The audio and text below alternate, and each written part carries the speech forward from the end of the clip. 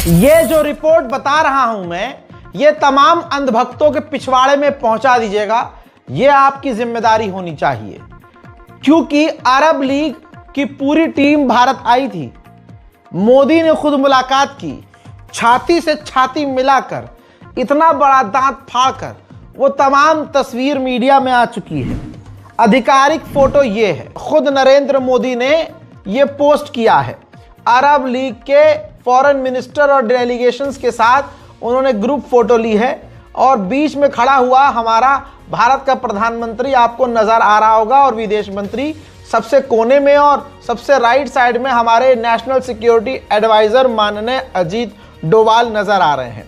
दोस्तों, सबसे पहले तो मकसद ये था कि अरब लीग के साथ कोऑपरेशन करना है।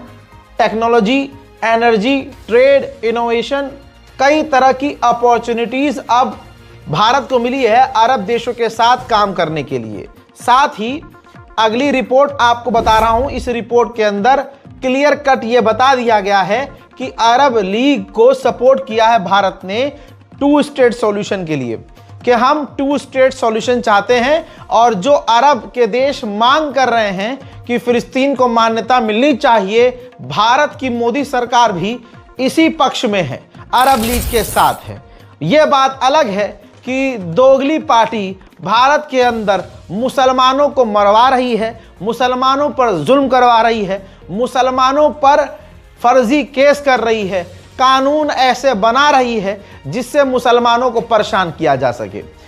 इन्हीं दोगली पार्टी का हेमंत बिस्वा, सोचिए, जो कह रहा है कि मुल्लों को परेशान करो, मुल्ला के रिक्शा में बैठो, वो 5 रुपये मांगे तो तुम 4 रुपया दो, इनको इतना परेशान करो तभी ये भारत छोड़कर भागेंगे।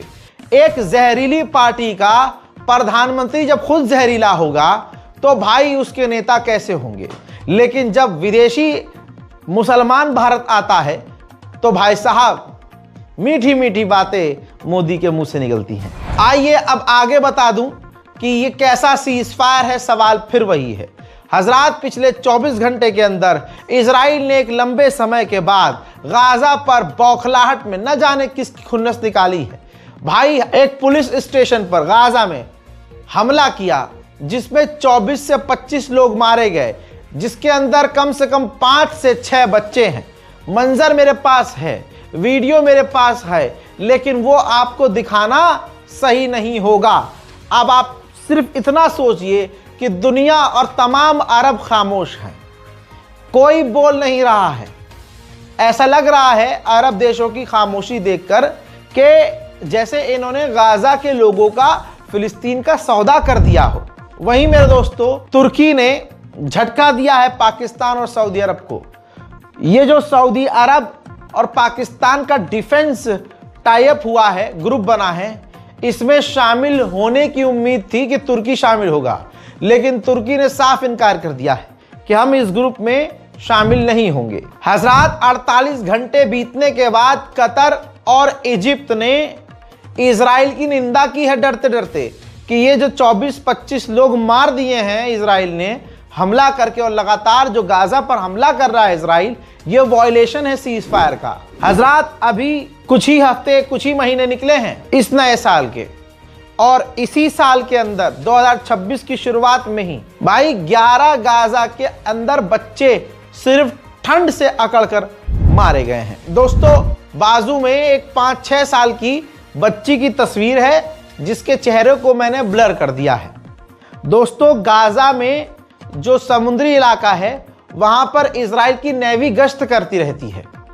तो ऐसे ही इजरायली फौजी ने गाजा के बॉर्डर के इलाके पर, यानी बीच साइड पर, बच्ची को देखा और अंधाधुंध फायरिंग कर दी, जिसमें इस बच्ची की मौत हो गई। इजराइल को 6.5 बिलियन के हथियार अमेरिका ने अप्रूव किए, जिसमें 3 अपाचे अटैक हेलीकॉप्टर हैं और 3000 आर्म व्हीकल्स अप्रूव किए। वहीं वेस्ट बैंक का मंजर रोज का वही है। ये देखिए, वेस्ट बैंक में इजराइल के आम लोग रोज झुंड में पहुंच रहे हैं, फिलिस्तीनियों के घरों पर, फिलिस्तीनियों पर, उनकी प्रॉपर्टीज पर हमला कर रहे हैं, उनकी जमीनों पर कब्जा कर रहे हैं। बताना चाहूंगा कि इजराइल लगातार मिडिल ईस्ट में आतंक फैला रहा है। अब लेबनान के अंदर भी इजराइल ने फिर से बमबारी की है रोज की तरह। फिलहाल की बमबारी में एक व्यक्ति की मौत हुई है, आम नागरिक है, और कई लोग घायल हैं। प्रॉपर्टीज को तगड़ा नुकसान पहुंच रहा है, लेकिन लेबनान की गवर्नमेंट उफ भी नहीं कर पा रही है, क्योंकि राष्ट्रपति लेबनान का अमेरिका के द्वारा चुना गया है। मेरे दोस्तों, सऊदी अरब के क्राउन प्रिंस मोहम्मद बिन सलमान का जो ख्वाब था, ये आपने सुना होगा कि एक शहर बना रहा है जो एक लाइन में होगा, एक सीधी लाइन होगी, सबसे सिक्योर ये सऊदी अरब की कॉलोनी होगी और इसके अंदर सारी फैसिलिटी होंगी। ये मोहम्मद बिन सलमान का प्रोजेक्ट था और है। इसमें इतना पैसा लग चुका है कि सऊदी अरब का जो बजट था वो बिगड़ गया है। तो अब मोहम्मद बिन सलमान की सरकार, जो सऊदी अरब के मिलियनर्स और बिलियनर्स हैं, बादशाह लेवल के अमीर, उनसे कह रहा है मोहम्मद बिन सलमान कि भैया आप इसमें इन्वेस्ट करो, मेरे इस प्रोजेक्ट में आप पैसा लगाओ और आप आगे इससे पैसा बना भी सकते हो। यानी ख्वाब इतना बड़ा बिन सलमान ने देखा कि अब बिन सलमान का बजट ही हिल रहा है। अब आपको बता दूं कि सऊदी अरब, ये जो शैतान है बिन सलमान, ये एक बड़ा कंस्ट्रक्शन कर रहा था, एक काबा नुमा एक होटल बना रहा था, एक कंस्ट्रक्शन कर रहा था, जिसकी तस्वीर अगर आप देखेंगे तो आप भी समझ जाएंगे कि ये क्या बना रहा था तो ये होटल, लेकिन ये बिल्कुल काबे की शक्ल में था। खुद सऊदी अरब के अंदर भी आलोचना हो रही थी और पहले से ही मोहम्मद बिन सलमान का इतना प्रोजेक्ट में पैसा लग चुका था, जैसे अभी लाइन वाला प्रोजेक्ट मैंने बताया है, उसके बाद ये एक काफी बड़ा प्रोजेक्ट था।